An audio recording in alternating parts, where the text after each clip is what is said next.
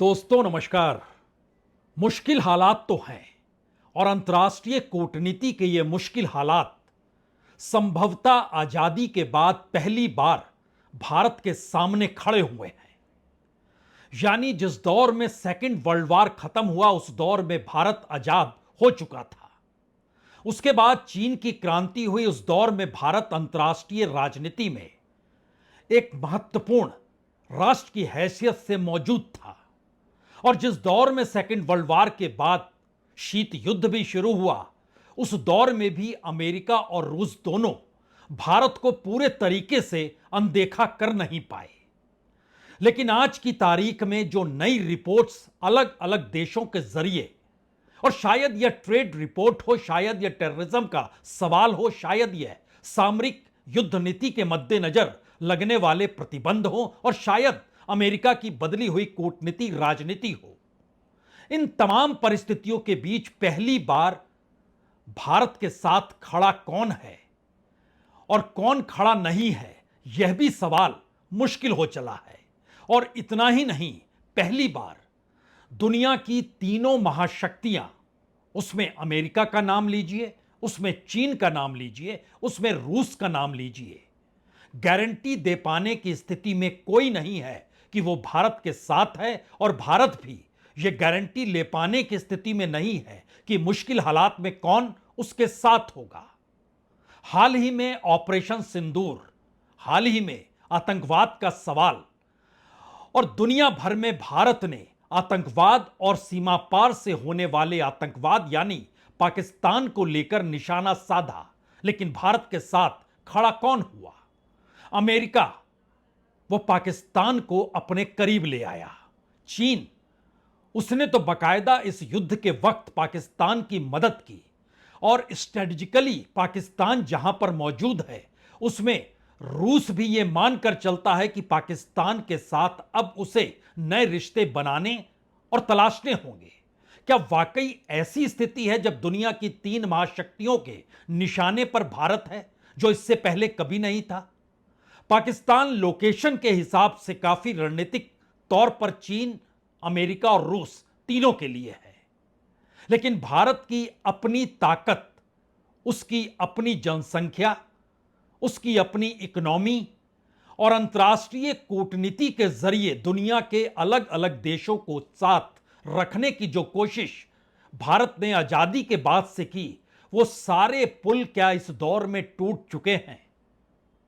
यह इसलिए बड़ा महत्वपूर्ण है क्योंकि चीन को डर लगता है भारत कहीं पश्चिमी देशों के हाथ इस्तेमाल ना हो, और खास तौर से अमेरिका के हाथों वो ना चला जाए।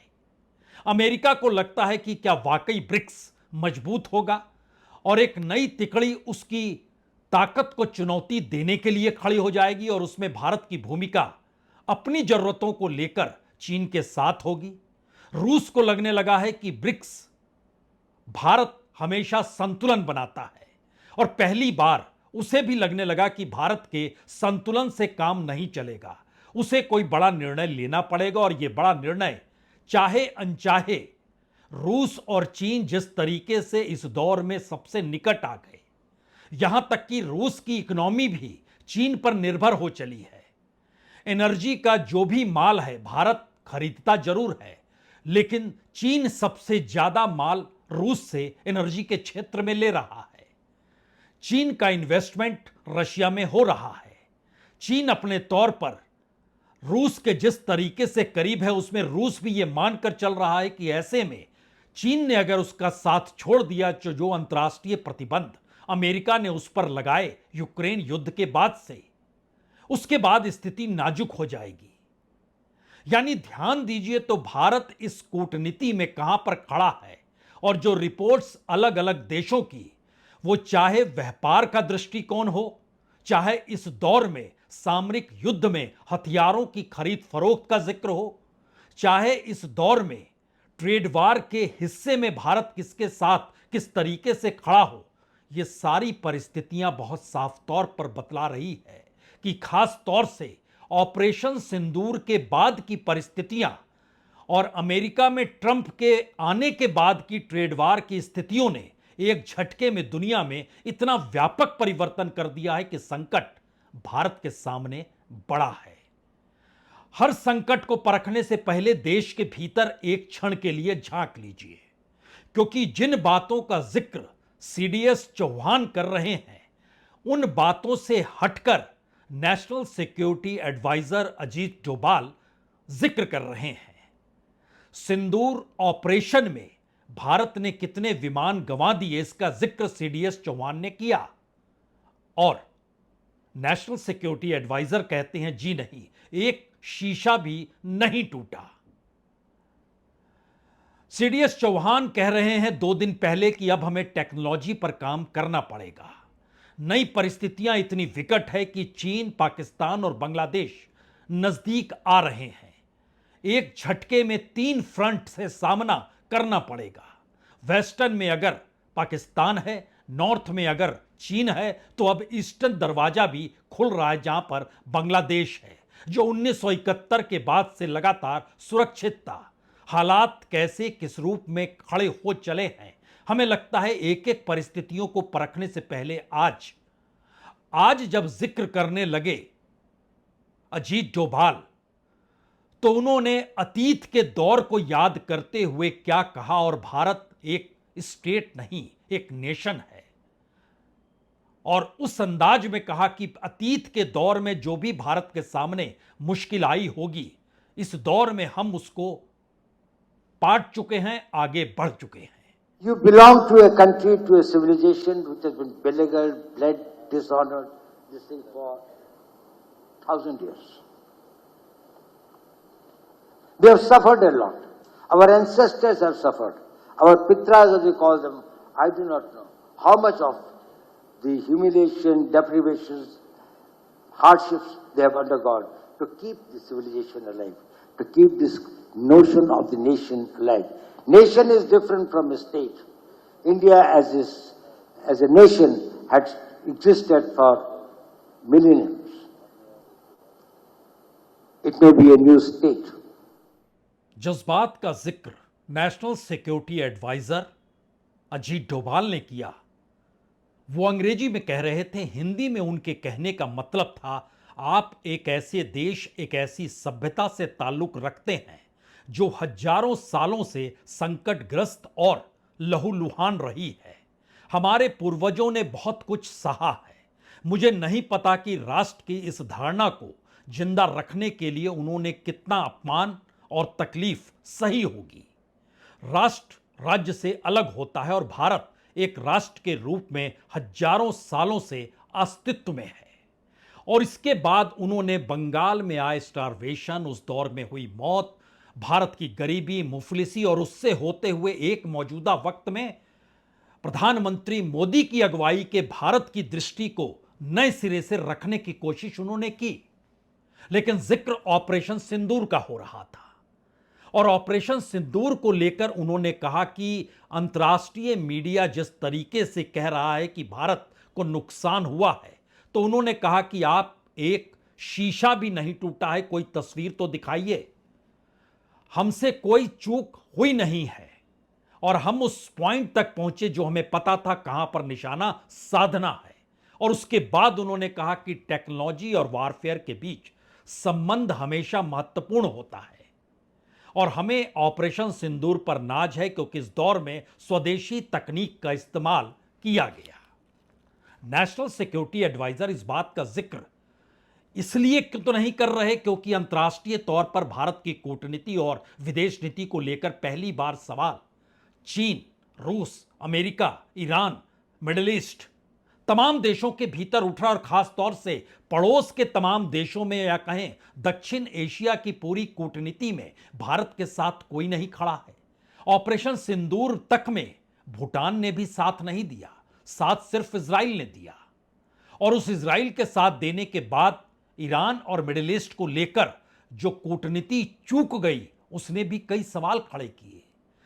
तो क्या इस मुश्किल हालात में जब नेशनल सिक्योरिटी एडवाइजर जिन बातों का जिक्र कर रहे हैं उसमें सीडीएस क्या कहते हैं यह भी महत्वपूर्ण है, क्योंकि सीडीएस ने यही बातों को लेकर लगभग 24-36 घंटे पहले जो कहा उसमें उन्होंने साफ तौर पर कहा कि भारत को अपनी क्षमता बढ़ाने पर ध्यान केंद्रित करना होगा। और साथ में विदेशों में भरोसेमंद साथी भी बनाने होंगे। स्थानीय और वैश्विक विशेषज्ञताओं के साथ भारत को अपनी क्षमता बढ़ानी होगी। आर्थिक तरक्की और टेक्नोलॉजी के प्रोत्साहन से ही एक राष्ट्रीय सुरक्षा मजबूत कर पाएंगे। यानी सीडीएस कह रहे हैं कि हमें किस दिशा में आगे बढ़ना है, कमजोरी क्या है। नेशनल सिक्योरिटी एडवाइजर कह रहे हैं जी नहीं, हम पूरे तरीके से परिपूर्ण हैं और हमें अपने आप पर भरोसा इसलिए है क्योंकि सब कुछ हमारा है। सीडीएस की बात और नेशनल सिक्योरिटी एडवाइजर की बात, हमें लगता है पहले दोनों बातों को सुन लीजिए, क्योंकि इसके बाद की परिस्थिति शायद उस दिशा में ले जाएगी कि वाकई क्यों ऐसी स्थिति आ गई जहां पर दुनिया की 3 महाशक्तियां खिलाफ और अंतर्राष्ट्रीय तौर पर सीडीएस को कहना पड़ रहा है कि अब आपको भरोसेमंद साथी खोजने की जरूरत है। You tell me one photograph, one imagery. These days, these imageries are from the satellites all over the world. They are this thing, which shows any Indian damage being done, even a glass pane having been torn. We have to develop our indigenous technology. Mention was made here of Sindoor. We are really proud of it, not for necessarily what people perceive, that how much of an indigenous content was there. We are proud of it, that some of the best systems that worked, whether it was our BrahMos systems, whether it was our integrated air control and command systems, whether it was our radars, whether it was the whole this of it that was being done at the battlefield surveillance about the position out there. The other important part as far as national security is concerned is about economic and trade security. A resilient and dynamic economy is the bedrock of national strength, ensuring stable growth and sustainable development.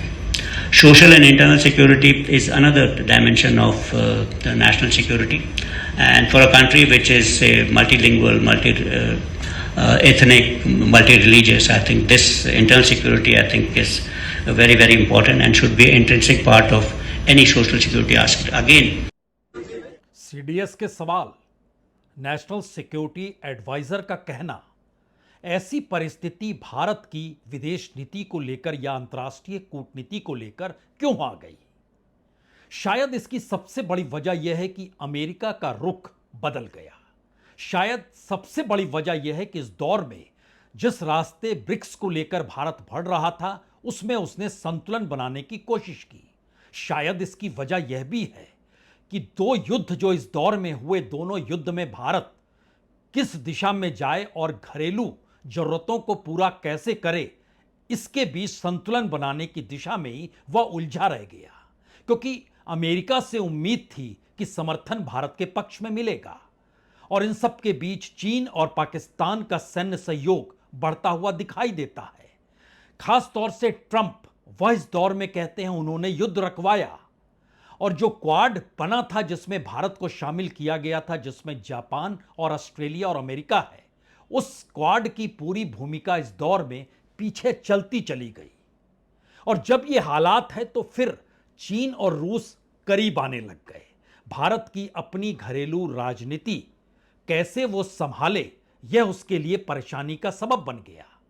शायद इसीलिए अब चीन के साथ कैसे आने वाले वक्त में दोस्ती हो, उस दिशा में ही पिछले महीने नेशनल सिक्योरिटी एडवाइजर चीन गए। जब एससीओ की बैठक थी, उसके बाद रक्षा मंत्री गए, लेकिन वहां टेररिज्म और पाकिस्तान का जिक्र नहीं हुआ, तो उन्होंने संयुक्त बयान पर हस्ताक्षर नहीं किया, तो बयान ही जारी नहीं हुआ। लेकिन वही स्थिति ब्रिक्स के भीतर आई तो भारत साथ खड़ा था, जहां पर इजराइल की भर्त्सना की जा रही थी, निंदा की जा रही थी।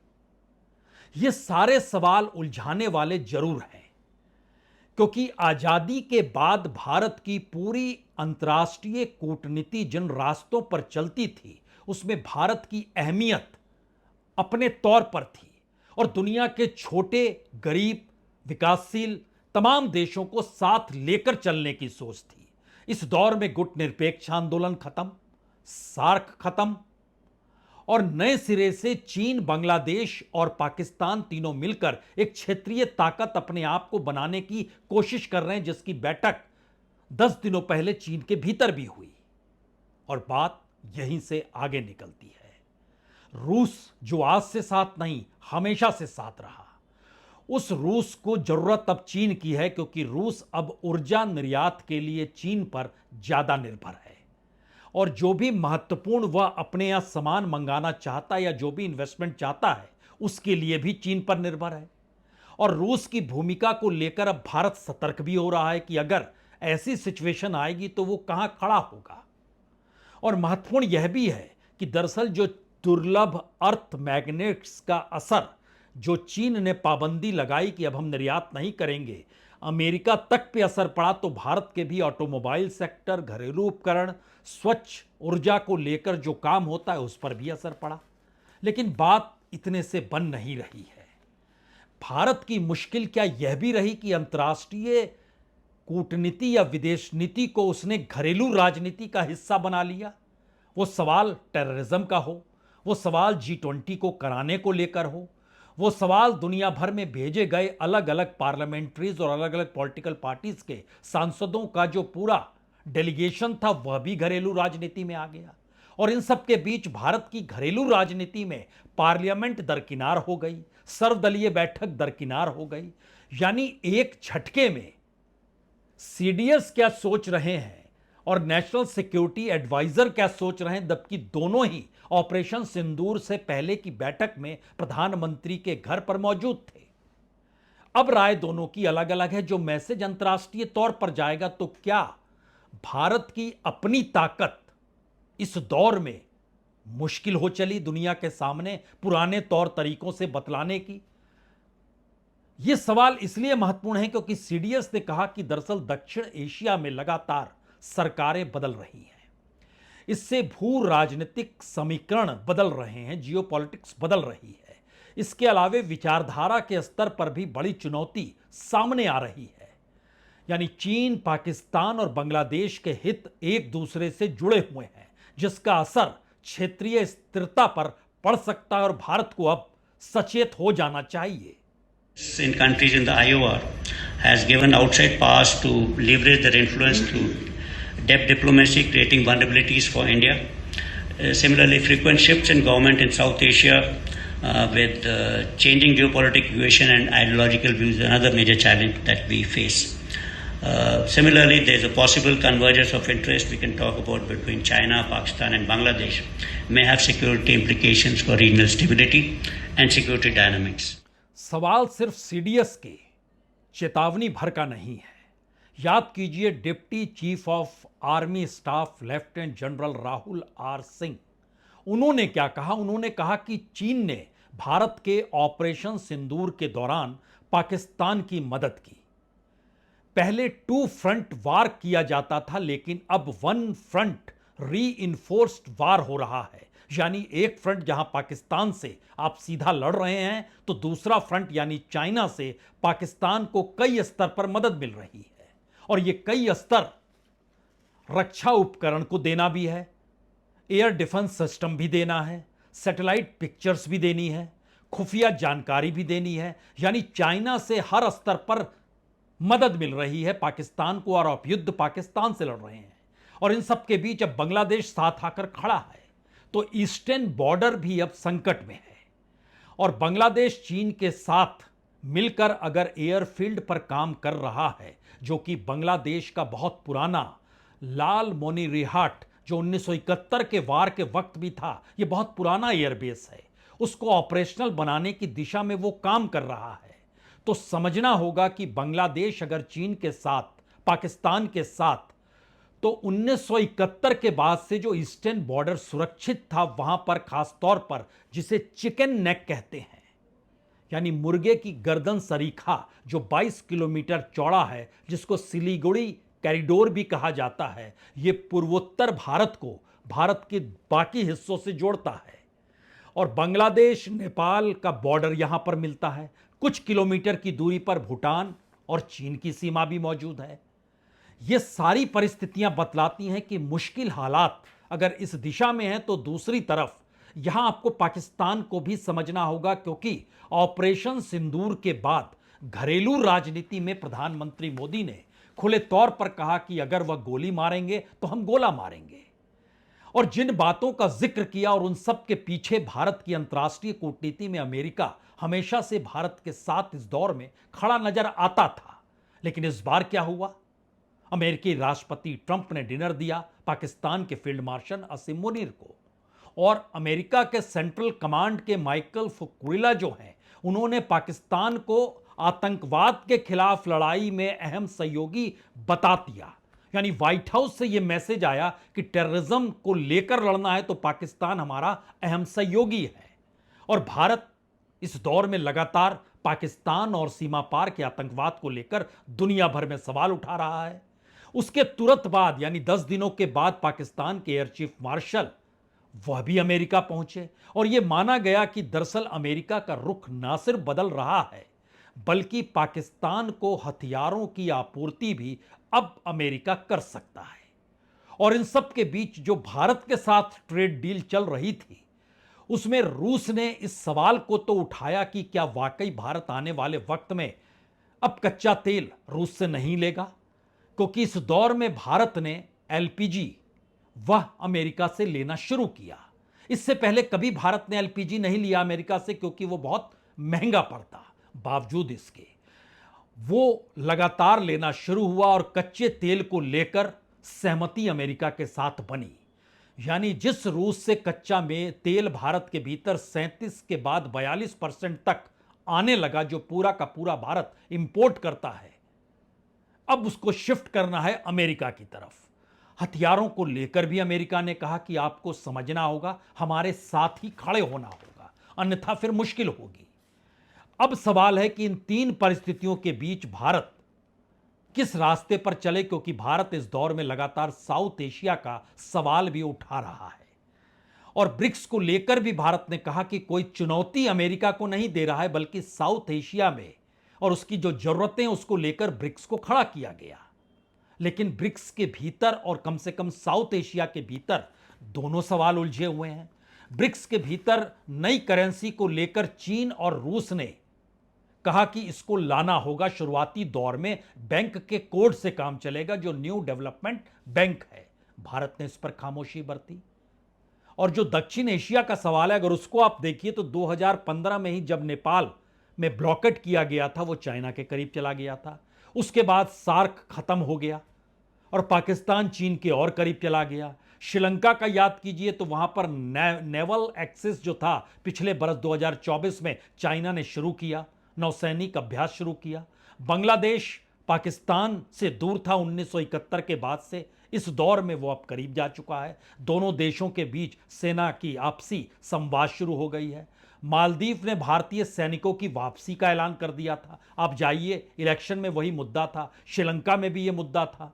रूस यूक्रेन युद्ध हुआ तो भारत के सामने दुविधापूर्ण नीति थी, किस दिशा में जाए। भारत रूस के साथ गया ये कहते हुए कहा कि यह युद्ध का दौर नहीं है। बावजूद इसके युद्ध के कालखंड में ही रूस ने सबसे बड़ा सम्मान अपने देश का प्रधानमंत्री मोदी को दिया। पूरे नाटो कंट्रीज और वेस्टर्न कंट्रीज लगातार यूक्रेन के साथ खड़े, अभी भी खड़े हैं। ईरान इजराइल युद्ध शुरू हुआ तो भारत इजराइल के साथ खड़ा था। पूरा मिडिल ईस्ट, पूरा अरब वर्ल्ड, पूरा पश्चिम एशिया, कोई देश इजराइल के साथ नहीं था, भारत इजराइल के साथ खड़ा था। आप कह सकते हैं जब आतंकवादी पहलगाम में हुआ उसमें इजराइल भारत के साथ खड़ा था। लेकिन इजराइल की भूमिका अंतर्राष्ट्रीय कूटनीति में बिना अमेरिका के नहीं चल सकती है, और भारत की पहुंच पकड़ और उसकी जरूरत अंतर्राष्ट्रीय मंच पर बिना अमेरिका के भी रही है। और इस पूरी प्रक्रिया के भीतर अगर ध्यान दीजिए तो पश्चिम एशिया में भी 2024 में क्या हुआ था, कतर नौसेना अधिकारियों का संकट था, खाड़ी देशों से संबंध तनावपूर्ण हो गए थे, और फिर इजराइल समर्थन ने और स्थिति बिगाड़ दी। ये तमाम परिस्थिति बताती है कि क्या वाकई भारत की विदेश नीति और भारत के भीतर घरेलू राजनीति दोनों के बीच घालमेल की परिस्थितियों ने इस दौर में भारत की अपनी अंदरूनी राजनीति को लेकर अंतर्राष्ट्रीय कूटनीति को भी उसी तरीके से कहीं खोखला तो नहीं कर दिया। यह सवाल महत्वपूर्ण है, क्योंकि दिखावे और व्यक्तित्व से प्रेरित कूटनीति होती नहीं है। यहां तक कि G20 जो भारत ने किया उसको भी राजनीतिक चुनावी रैलियों में प्रधानमंत्री ने अपनी सफलता के साथ दोहराया, टेररिज्म को लेकर दोहराया। पाकिस्तान और चीन भी भारत की अपनी अंदरूनी पॉलिटिक्स का हिस्सा है, इसीलिए भारत कतई नहीं चाहेगा कि वो कहीं भी झुकता हुआ नजर आए। लेकिन इस पूरी प्रक्रिया में अब चीन के साथ आपको संबंध बनाने पड़ रहे हैं, क्योंकि मेक इन इंडिया तक के लिए जो कच्चा माल चाहिए वह चीन से आता है, अन्यथा मेक इन इंडिया टिक नहीं पाएगा। भारत और चीन के बीच व्यापार 10 लाख करोड़ को पार कर चुका है, यानी $127 बिलियन से आगे निकल चुका है। इन परिस्थितियों के बीच क्या वाकई भारत सिर्फ 3 दुनिया की महाशक्तियों के निशाने पर नहीं, बल्कि भारत की इकोनॉमी, भारत का बाजार, भारत की सामरिक कूटनीति और इन सब के बीच मौजूदा भारतीय सत्ता को लेकर अंतर्राष्ट्रीय तौर पर जो भी सवाल है उसका जवाब देगा कौन?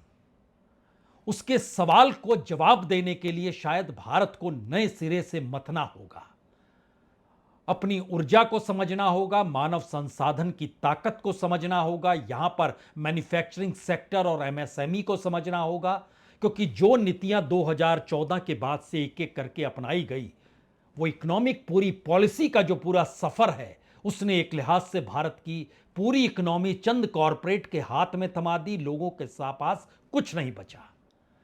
और नई परिस्थिति अंतर्राष्ट्रीय तौर पर कूटनीति की और दुनिया के तीनों देश भारत को एक ऐसा प्यादा मानते हैं जिसके जरिए वह किसी को शह भी दे सकते हैं और उसकी मात भी कर सकते हैं। बहुत बहुत शुक्रिया, बहुत बहुत शुक्रिया।